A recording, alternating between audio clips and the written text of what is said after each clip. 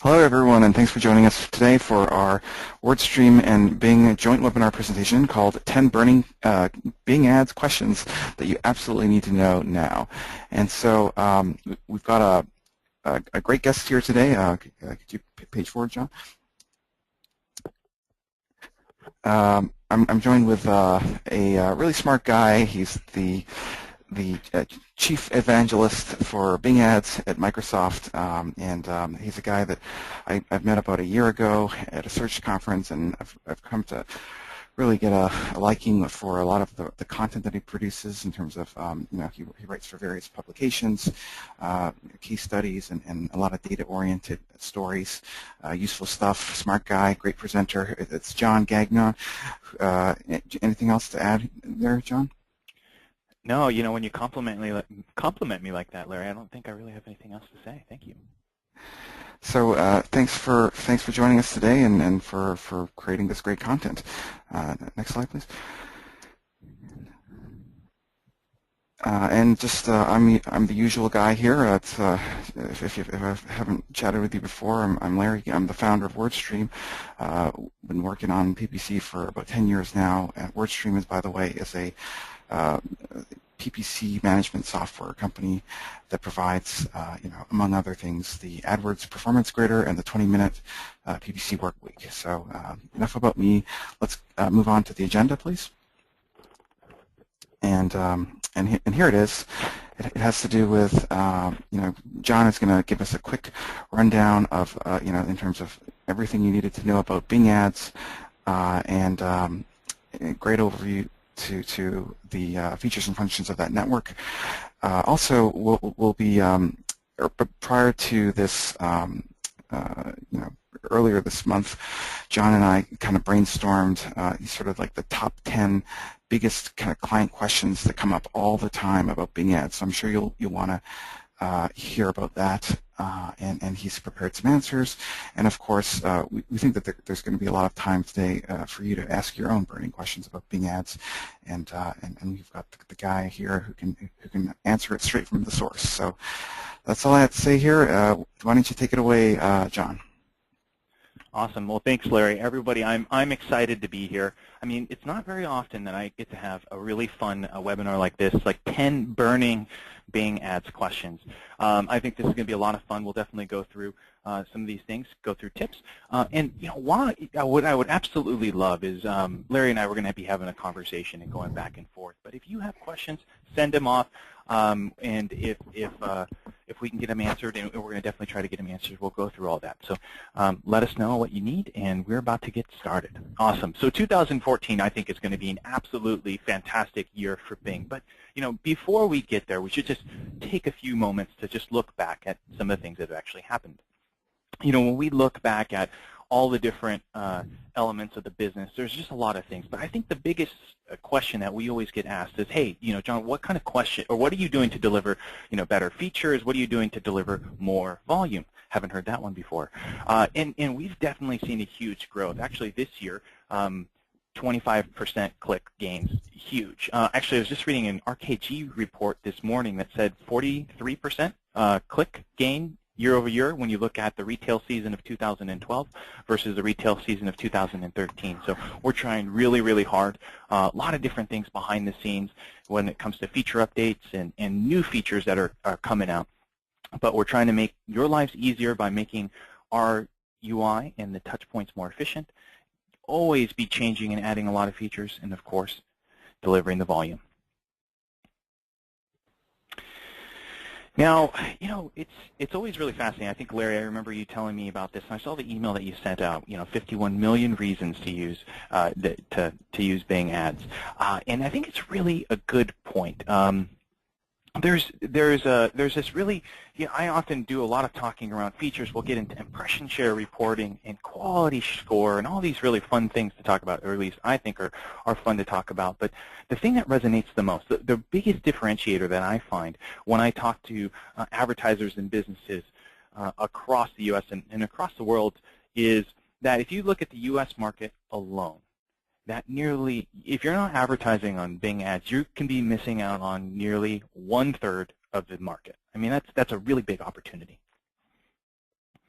These are actually ComScore numbers, so these aren't our numbers here. ComScore, which provides all those really great search monthly reports that you're always seeing on, hey, the industry, this is how much share Google has, Bing has, and Yahoo has. Bing Ads actually runs both Bing and Yahoo searches and the advertising for search behind that.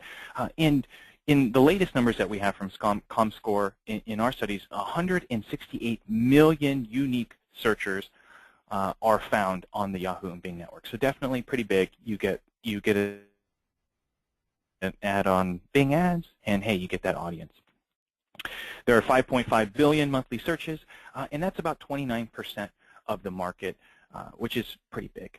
And this is actually how it breaks down. I think it's really interesting to take a look and say, okay, well, we have these two different audiences. You can buy with one ad, the audience on Bing, one ad, the audience on Yahoo. So what does that look like? Well, here you are.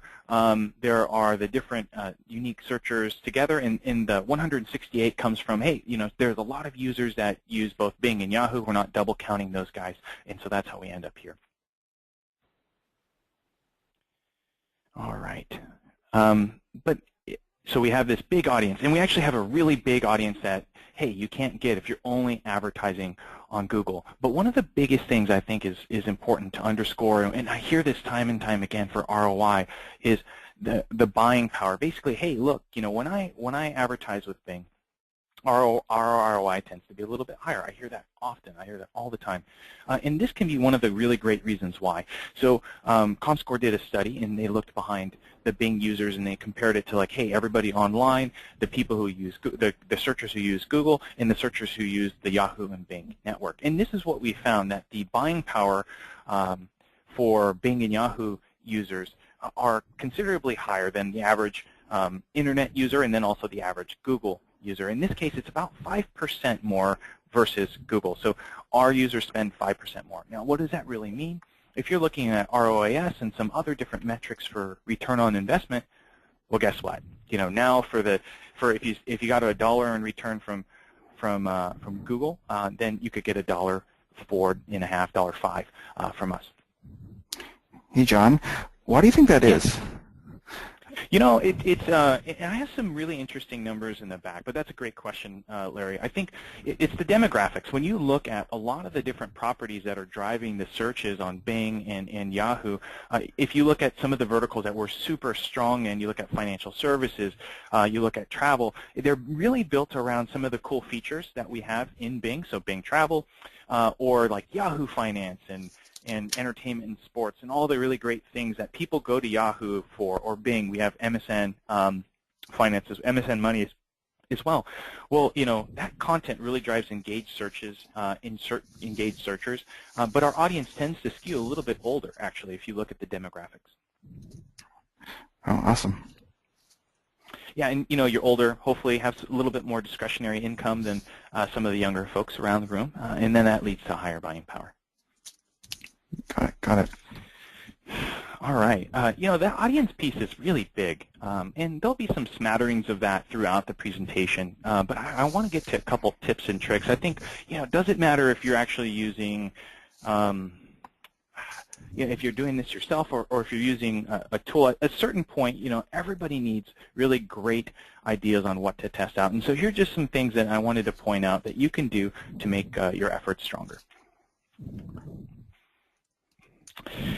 This is actually some really interesting research. And at the end of the day, being able to meet that customer and create that really fantastic customer experience for everybody and their device. So, if you're on your phone, or if you're on your tablet, if you're on your PC, are there differences in how you want to browse or connect with businesses? Absolutely. But we all kind of know this anecdotally. When you're filling out a 20-page form on a PC, it's not very fun, but it's not as necessarily as hard to do.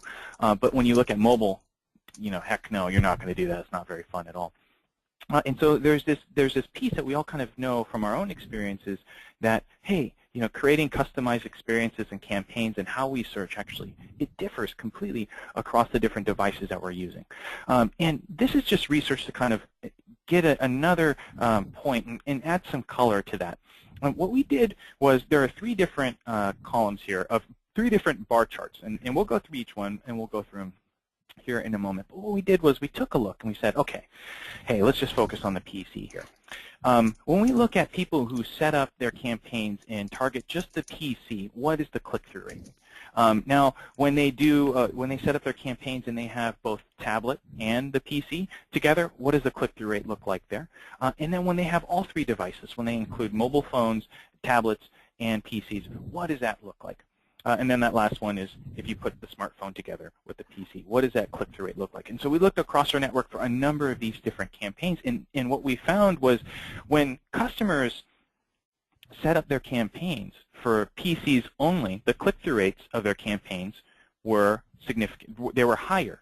And so the more, not the more devices, but as you start to add in different devices in addition to PCs, the click-through rate goes down.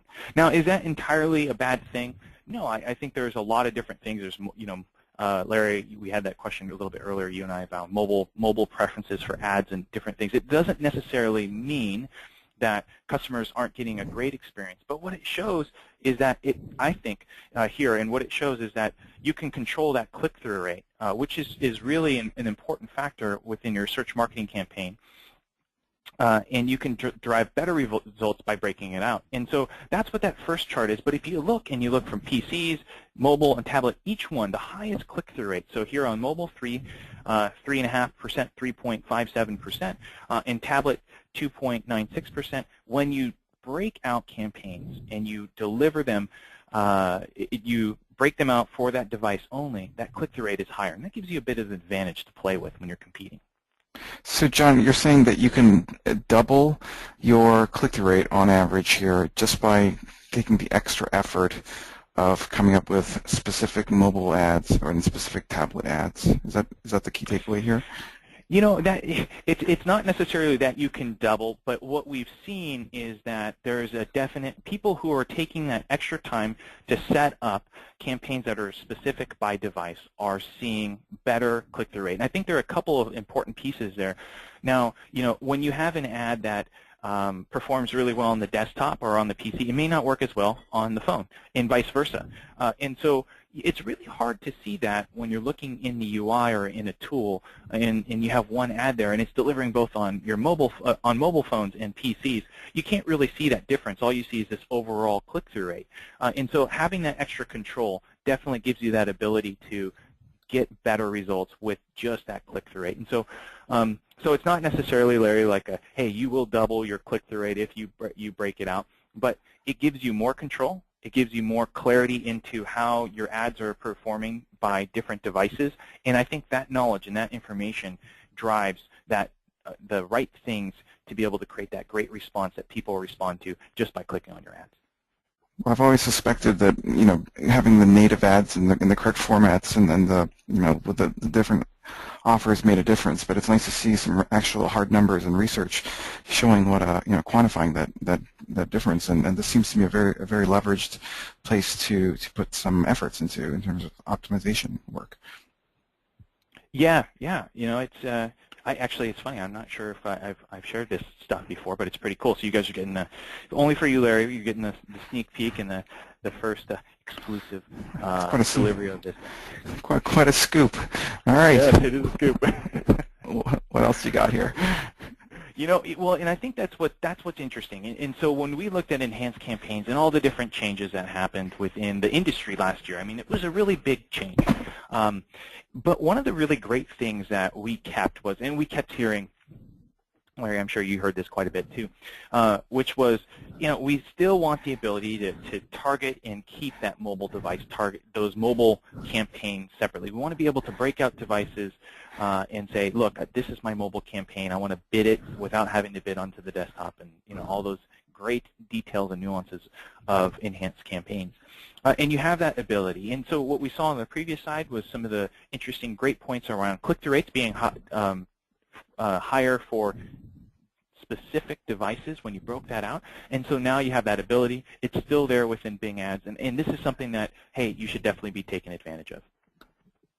This is great. This was like the #1 complaint over the last year when you know, Google got rid of the device targeting.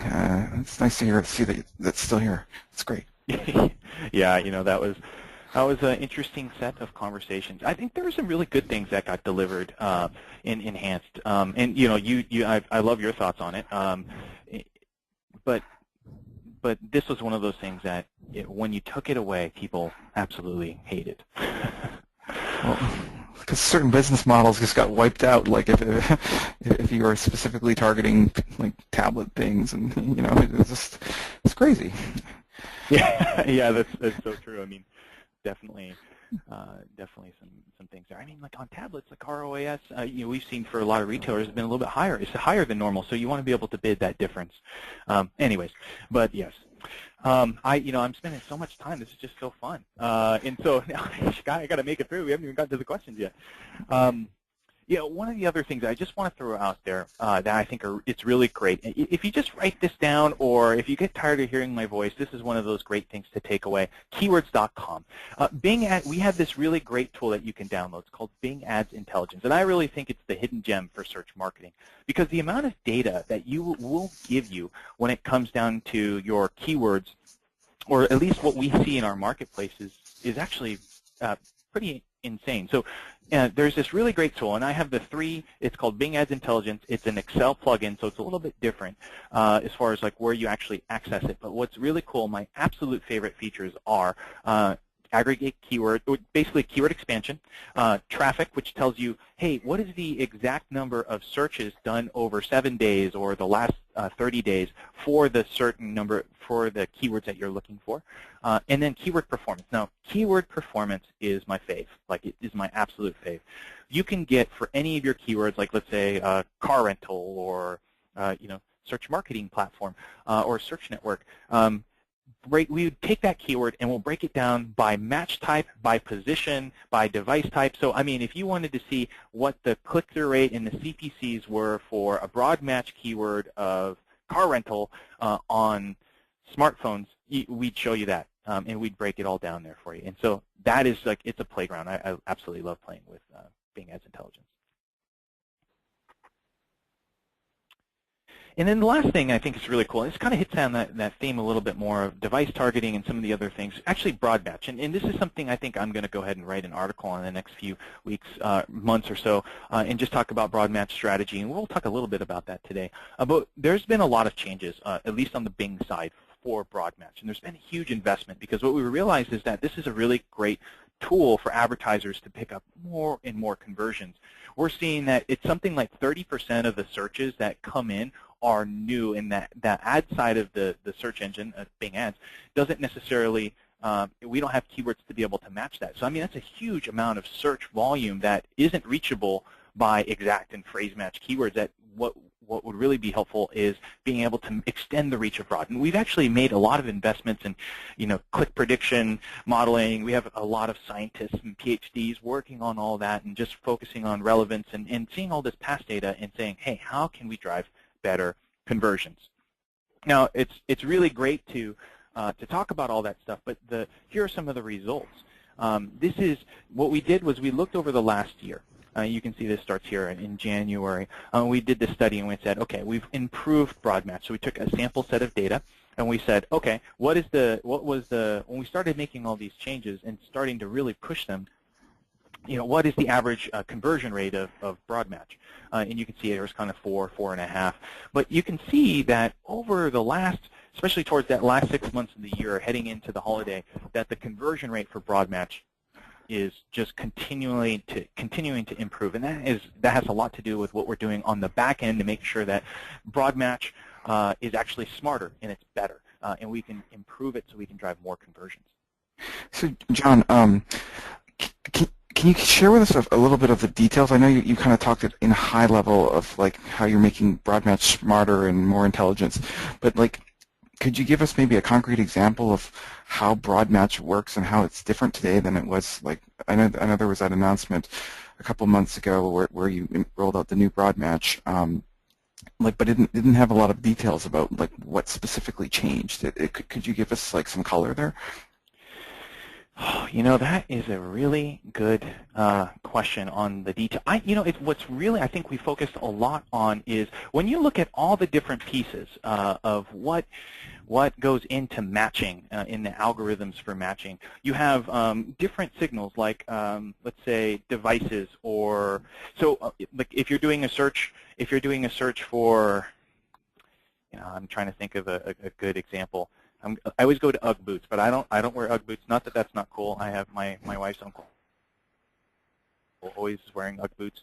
But if you're doing a search for UGG boots, the experience that you would want would be different than, maybe it could be different than what you would want on the mobile phone, or what you would want at, let's say, in the morning would be different than in the evening on your tablet. And so being able to look at all this data that we've been having and figuring out, okay, by device type, how can we start to match these keywords a little bit differently? That's really been the areas that we've been focusing in on, and we've seen a lot of improvement. So there's not like a lot of, we've gone from matching you to these sets of queries to other sets of queries. It's really been focusing in on, hey, we have enough information to know that these are the different, these are really important factors in driving that better performance. Well, I think, John, you've got some really great data here. I was actually blown away by this slide. You inspired me to do a little bit of research on my own earlier this morning. I took a look at, some of our accounts to try to figure out, what's the average cost per conversion and conversion rate on Google. The cost per conversion average across the Google network, as far as we can see, is around $27. So if you're saying it's $11.40 or so, that's quite a bit of savings there. And in terms of the conversion rate, audience, just to give you a point of reference of how high 6.60 is, it's only about around 5.5% on Google. So that does appear to be quite above the benchmarks there. And just using simple math, if you're saying the click-through rate, the conversion rate is 6.6 and the cost per conversion is $11, that would make the cost per click around, let's see here, it would be around 75 cents per click. And so, that's quite a lot less than the average cost per click on Google, like by half as much. So that's really interesting stuff. Thanks. You should definitely be writing about this, John. Like, you got to get this out here. Thanks, Larry. Yeah. Well, this is a big sample. This is a huge sample set. It's not going to be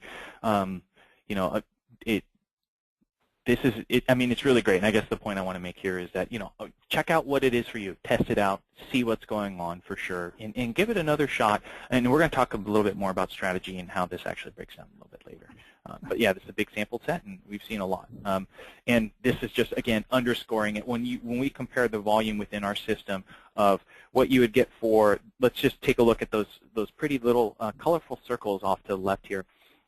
If you were to take exact match in our system and you were to say, okay, a keyword exact match for the volume that it gets on exact match, how many more clicks do you get if it were phrase? Well, it turns out 27% more, so 27% more clicks if you used phrase than exact. And then on broad, it's 70% more. So there's a considerable amount of volume there to be able to use broad to drive your overall campaign strategies. I think that's a really important point. And then in the system, 56% of the conversions that we see in the data and the samples that we have are coming in through broad match. So big opportunity, something to do. But there's some really interesting points here just as reminders. If you're looking at quality score, well, the quality score that we actually produce, the exact match and the phrase match and the broad match all have separate quality scores. So those are all independent of each other. And so there's not this kind of effect in overall performance due to you using broad match. And so I just think that that's really important to kind of debunk and to throw out there that these are separate metrics for you or they're measured separately. And so, there's a lot of fear like, oh, I don't want my quality score to be down. Absolutely, you want to be focusing on quality, making sure that you get that fantastic click-through rate when you can drive that campaign performance. But this is an important call out. Awesome. And the funny thing is, I think we're halfway done, and right now we are just starting the questions. So this is going to be a good time. Here we go. Larry, you said a little bit earlier, who should be advertising on Bing ads, right? And the thing that you told me was, besides everybody, because of course I'm the evangelist, and that is what I think, and I truly do feel that way. But we're going to dive into a couple of quick points here, because I do think, like you're talking about with ROI, taking a look at your own accounts, like test us. That's all I'm saying. We feel secure in our ROI, so I think if you test us, things will be hopefully end up pretty well here. Now, the things that we'll jump into will be like, we'll look real quick at just top verticals. We talked about finance a little bit earlier. Who doesn't like lower CPCs and potentially lower competition? Some interesting things to share that I was just reading, actually, an article about this. And then some other reasons I think are important. So this is interesting information here. Now, what we've done is ComScore has taken a look, and again, they've compared. They're the ones providing us this information on, hey, this is how the Yahoo Bing network stacks up versus Google and the paid industry as a whole. And I just wanted to call out a couple of verticals that we do quite well in. And so if you look at, as far as our share in the search marketing world in the U.S., and these are from June, I believe, from ComScore. We stack up. We get 37% of the telecom services that are coming in. So think about phones and TV, those services. 34% financial services. Again, think of Yahoo Finance, MSN Money, huge properties that people want to go to. But then also they start their research and they start searching. And then travel. Bing Travel has been a really great one for us, and people know to come to us for travel. And you have 40% here. But there's a number of other verticals that when you look at the landscape across Google and Bing, AdWords and Bing ads and all the other players, this is how we stack up in our share of paid clicks. And so if you're thinking, 29, 30% market share, where are we getting some of these, where's the click volume? Well, here you go. Here's some great areas to kind of call out that if you're not advertising, I think everybody should, but I'm the evangelist, so I'm biased. But here are some great things that ComScore highlights. Awesome. Earlier, John, this morning I was inspired to try to look into our advertisers and to see who are our biggest advertisers on Bing. So we work with several hundred advertisers on Bing, and see if there was any common denominators, and it was really all over the place. There was like a bathtub manufacturer, like a relocation company, a carpet installation company, a blinds company, software companies, financial services. So even someone selling gold. So it was really all over the place. And thanks for pulling together this data.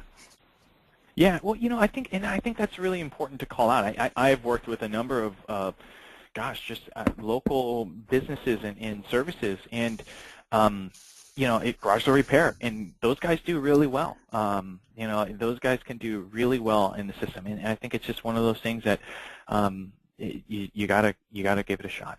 You gotta try it out. And this is another slide that kind of underscores these top verticals. And what you see here is each one of these people actually represents 1 million users. Again, this is ComScore information. And the orange ones are actually people that you can find only on the Yahoo Bing network, so they're searching on Yahoo and Bing, but they're not necessarily searching on Google. And so all the folks in gray are the ones that also use Google. They use Bing and Yahoo, but they also use Google. And so what you can see is the total number of unique users, unique searchers for these top verticals, and some of the ones, and breaking down everything for, breaking down some of the top verticals that we have here. Sorry, I was getting chatted on the other side. I was like making sure that that's not appearing anywhere, but we'll be good to go. This is really interesting information. What I'll call out is that if you look at telecom or travel, it's like 70%, 80% of the users that you're going to be finding in our network you can't find anywhere else, and so you're missing out for sure. But it also explains why some of those, if you look at some of the buying power and everything else for those exclusive users, it's significantly higher. So that number of 123 relative to 118, if you look at the users that you can only find on Yahoo and only find on Bing, it's something like 147. I can't remember the exact number, but it's significantly higher. And so if in those areas like telecom, financial services, where you're seeing 60, 70, 80% of the users that are only on the Yahoo Bing network, well, that's a really good spot to be. This was a great article. This is pretty funny. I just thought I'd share it. You guys should check it out. Search Engine Journal published this really, I thought was really great infographic, and the title was "Stop Treating the Yahoo Bing Network Like the Red-Headed Stepchild." I thought that was pretty funny. I feel like the same way. Jonathan Long actually wrote it. He's the president of Market Domination Media. But in there were a couple of interesting tidbits. You know, he talked about return.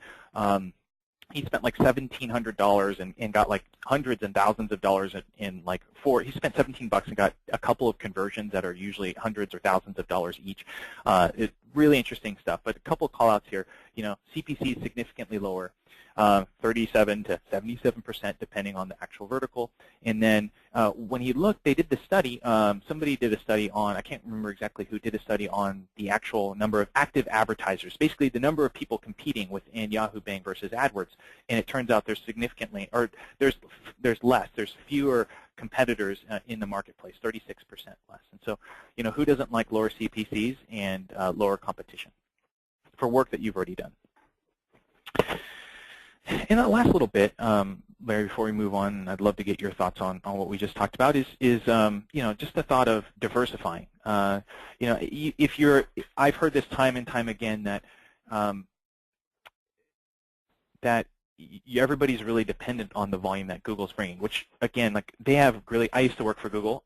They have really, you know, they have great products, and so they have a great audience for us. But we, Bing, have, I think, an even more fantastic audience for you to be able to get. But it also adds to it diversifying where you're getting your traffic sources, and that goes not just beyond within search, but also outside of search as well. And so it's just something to think about, like you'd have your financial investments in your stocks. You wouldn't go all in on one. This gives you a little bit of flexibility. It can grow your options and definitely help out in the long run.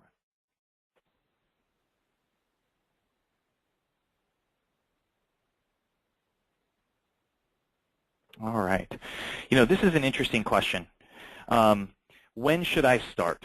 I think one of the things that I wanted to kind of point out here is there's no really great answer to this one. I think there's so many, everybody, you can start whenever. We always talk about, because the ROI is really great, if you only have a certain, if you have a fixed amount of money, well, of course you're going to want to start with the network that returns the highest for you, right? I mean, that is what I love to hear, and I've heard that time and time again. We have a number of folks who just advertise with us, and not necessarily Google because of that and the ROI. But I think this is a question that people need to start thinking about a little bit more. And I'm not going to provide a specific kind of guidance, but what I would say is, if you're ready for, if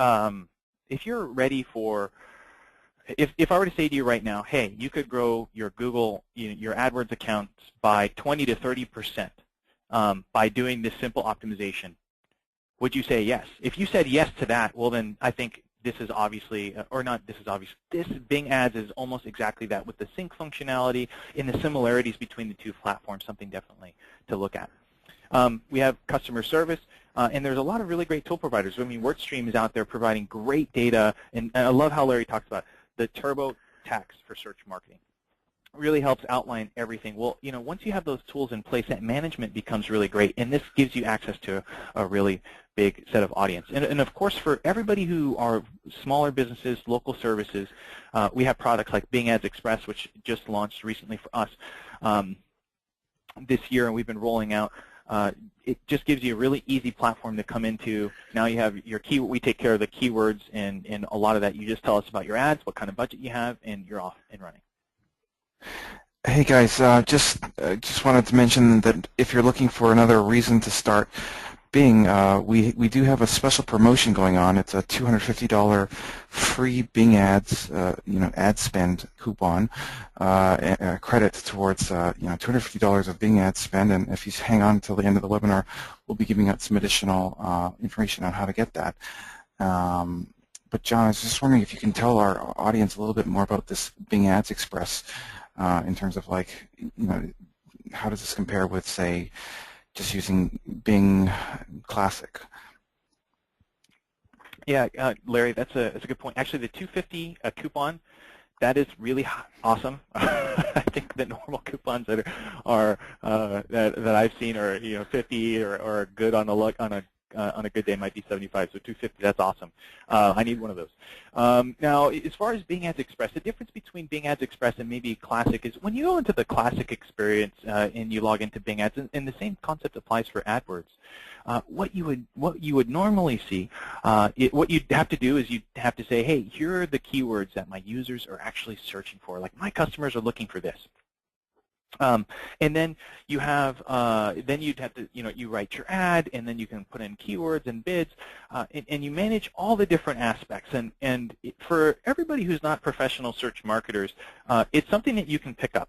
It can take a little bit of time. Some people absolutely love it and pick it up immediately. Others don't. They need a little bit more time to play with it. And so there's a lot of knobs and levers that make search marketing fantastic.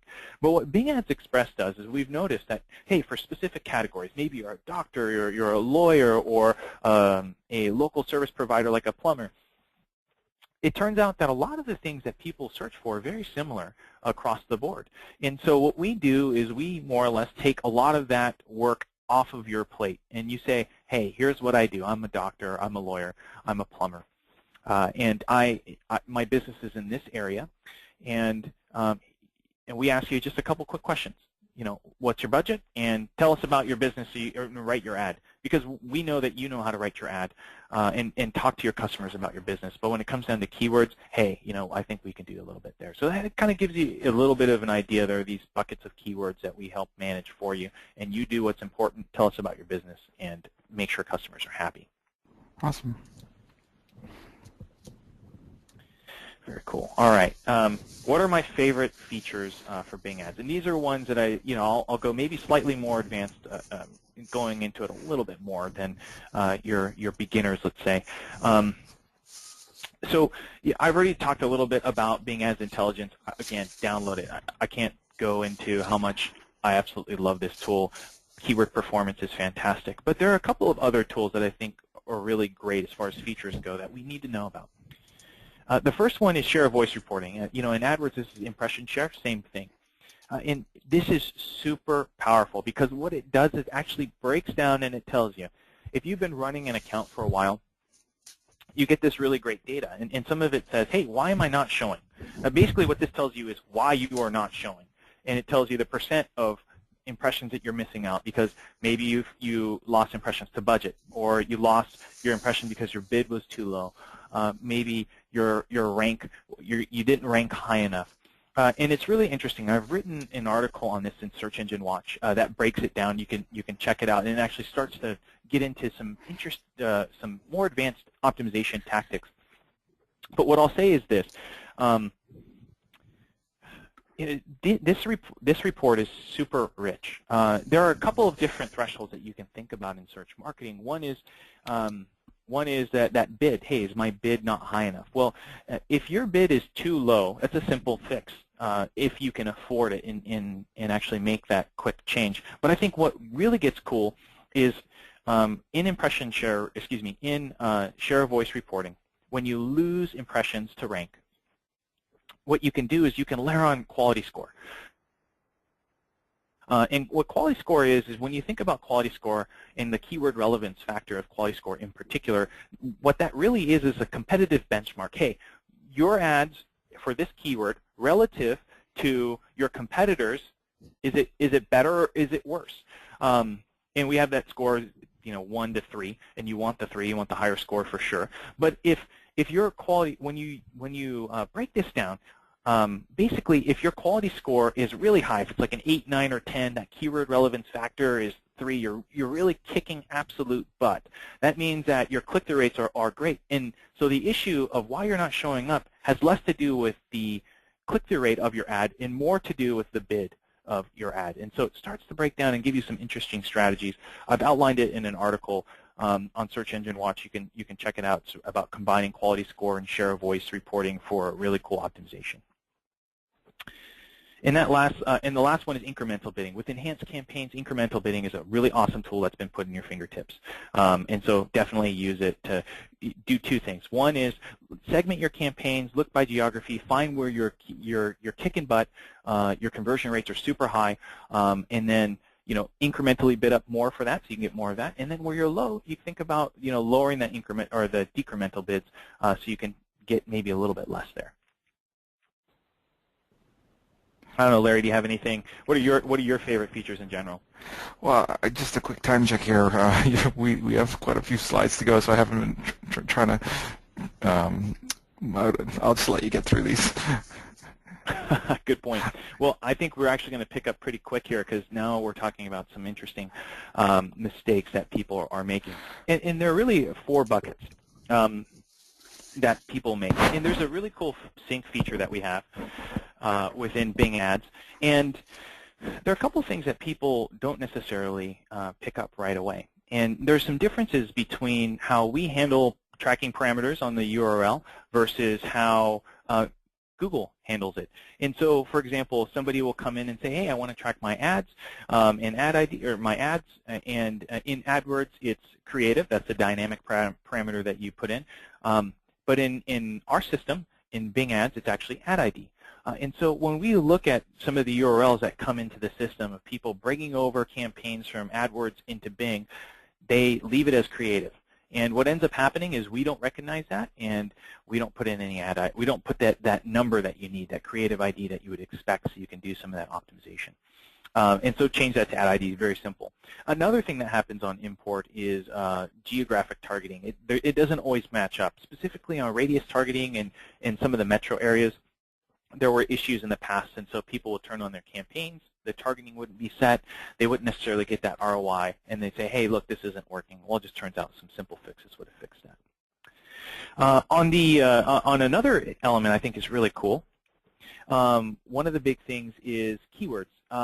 Basically, here's what I would look at. Pull a search term report in AdWords, pull a search term report in Bing, and what you'll find is that even if you bring over the same sets of keywords that we decide to match differently than AdWords does. The people are searching, our folks are searching for different things, and they're searching differently in our system than they are in Google. And so ultimately what can end up happening is that there will be gaps. There will be things that work super well in AdWords that we're not matching to. Well, hey, bring those keywords over and add them explicitly. Add them as a specific keyword in Bing.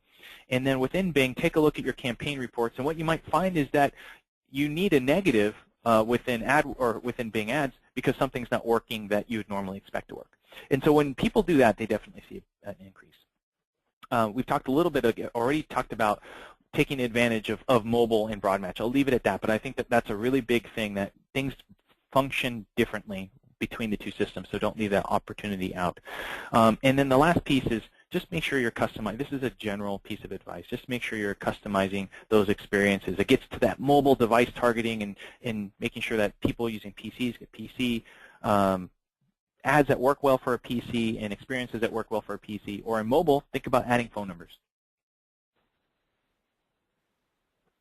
All right, so what are some smart keyword strategies?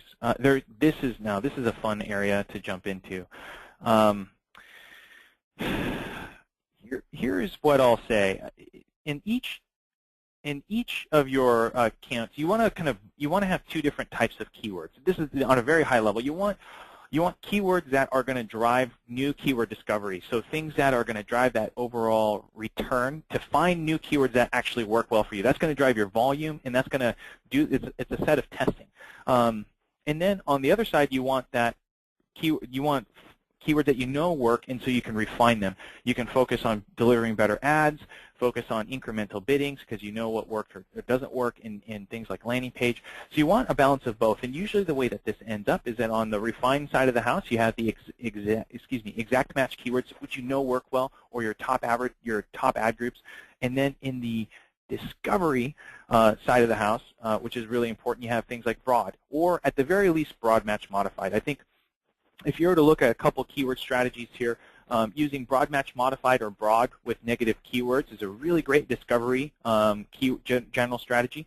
But then on the refined side of the house, using that exact match and focusing in on ad copy and landing pages is a really great piece or advice. This is really interesting too, and I can send out some. I'll tweet out actually a a formula for you to do this. Now, what these 4 graphs are, let's focus on the online dating one. What I did was I took a look at a number of massive, across a number of different advertisers and found some really interesting patterns. Now, in that online dating one, the graph on the top left, what I did was I took every keyword and I said, all right, well, how many words are in a keyword here? And so online dating Seattle, that would be 3 keywords. Or online dating Boston, that would be 3 words in a keyword. And so that would show up in that 3rd column there. But what I did was I took a look at all the different keywords in an account, and I wanted to find 2 things. On the left-hand side, how many clicks did those keywords get? And then on the right side, what was the CPA? And so what we see in the online dating account that we analyzed here is that the vast bulk of keywords came from one-word keywords. So you can imagine like your matches of the world, or plenty of fish with 1 word, or that could be 3 words. Kind of breaks down into that. And what you find is that click volume is really high and concentrated on the one-word terms, but the orange line is CPA, and I think that's the really important one to take a look at. The general trend across all of these verticals, it doesn't matter if it's software or dating, online retail, or just a really massive retail, is that after you get about 4 or 5 keywords, or words in a keyword, so online dating Seattle, Washington, or online dating profiles, Seattle. I'm struggling there to come up with a different city. You see that the CPA increases, and that's a bad thing.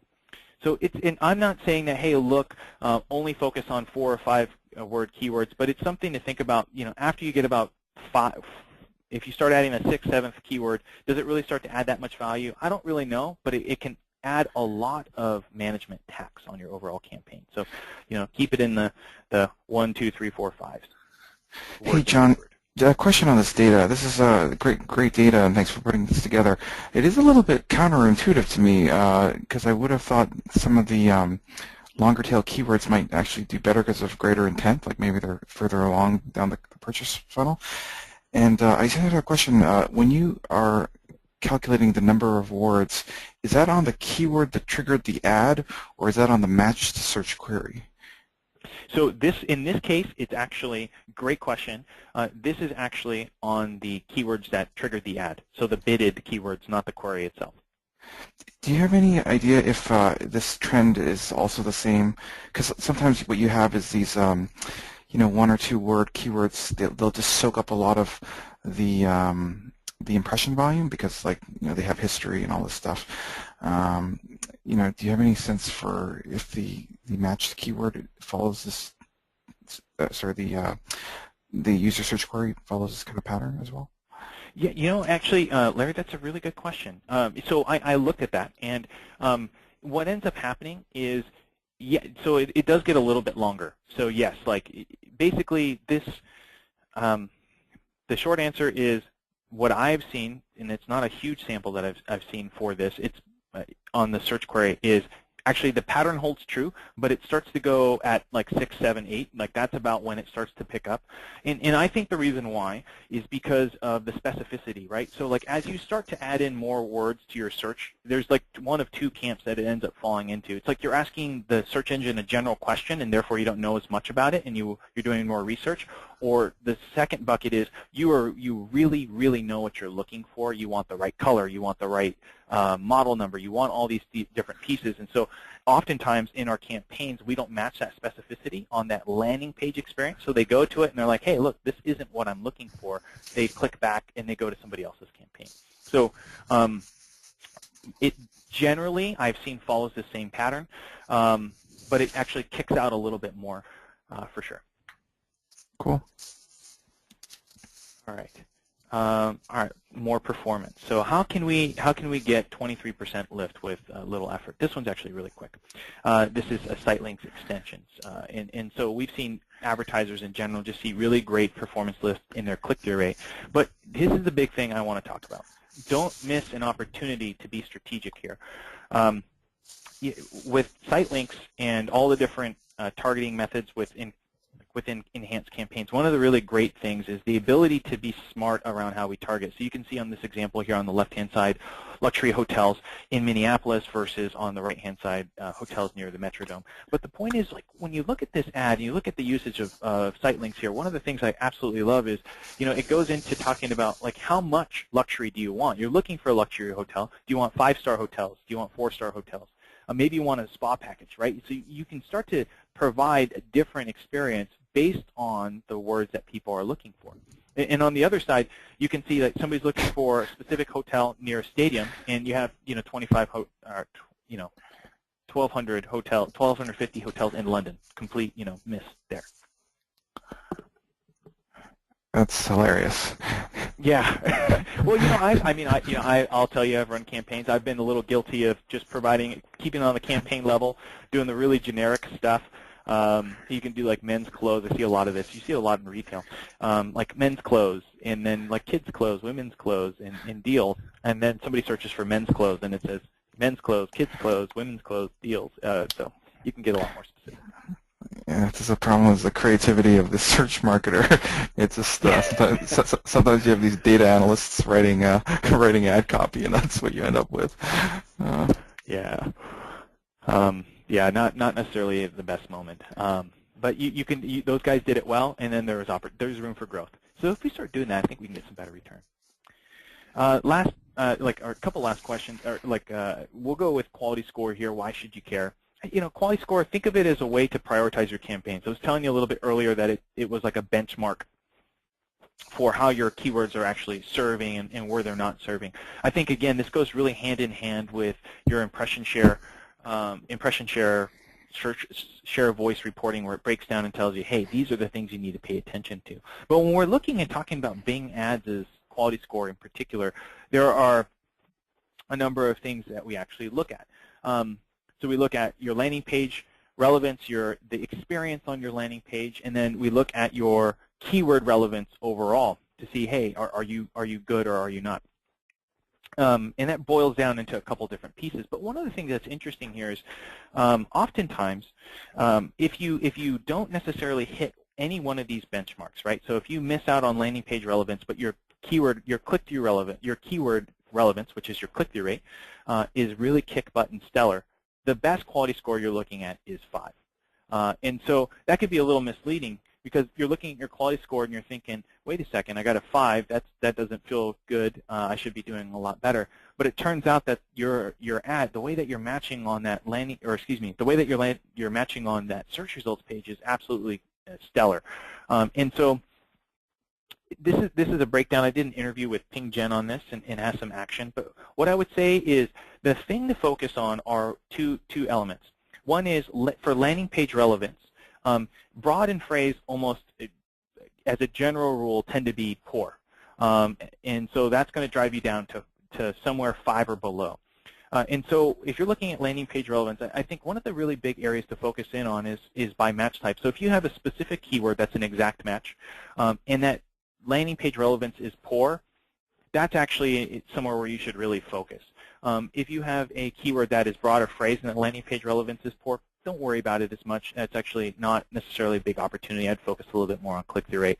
And then keep in mind that keyword relevance, that is basically your click-through rate benchmark. You want 3s there. You want to be able to get that really great average click-through rate. And you can pull a report, keyword performance report, and on the attributes in the different columns, you can add in keyword relevance, and you want those scores of 3 there. John, someone just asked in the questions here, how specifically is landing page relevance calculated? Is it just a matter of having the keywords or synonyms of the keywords that you're bidding on in the page copy? That's a great question. And so it's not as simple as that. Here's kind of it's actually kind of a funny piece with landing page relevance in our system. So what our system does is when we look at, let's actually take a keyword like broad match keyword like Windows, right? So I work for Microsoft. Windows is the operating system that we offer.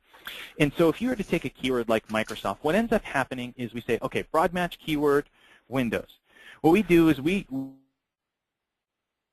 combinations of things that you could match to: Windows 8, Windows 8.1, Microsoft Windows, Windows operating system. But we also see, and we're like, wait a second, are you talking about Pella Windows, Penguin Windows, House Windows, window shutters? And we see all of these different matches. And so the algorithm more or less goes through. It says your keyword is Windows, broad match. What are the things we could match it to? It produces this really big list, including Pella Windows and House Windows, in addition to the tech stuff. We look at those keywords and we say, hey, what kind of keywords are these? Are these like technology? Are these home and garden? And then we look at your landing page and we break that landing page down and we do the same thing. We say, okay, the words on this landing page, are they technology? Are they home and garden? And then we look at the Microsoft landing page and we say, clearly this is technology. We come back and we say, look, these keywords, Pella Windows, House Windows, Home Shutter Windows, those don't match. So we're not going to go ahead and match you there. But at the end of the day, the landing page relevance score is produced when we look at all the things you could match to, including home windows, and we say, these aren't good for you to match to, and there's a threshold. And we want you to be able to match to a certain percent. And so this is a really technical, long-term answer, a winded way of saying that the landing page relevance isn't solely based on the keywords that you have on your page. It's also based on what we think you could potentially match to in the universe of like pieces of words that, or excuse me, searches that searchers could use. And so that would include home windows and all of those different elements. And because of that, sometimes that landing page relevance looks bad, but really it's not you're not taking a hit in your click-through rate or anything like that. Cool. Just a quick time check here. Maybe we better. This is pretty bad here. We'll just go with this because these are all different pieces. Enhanced campaigns. All of those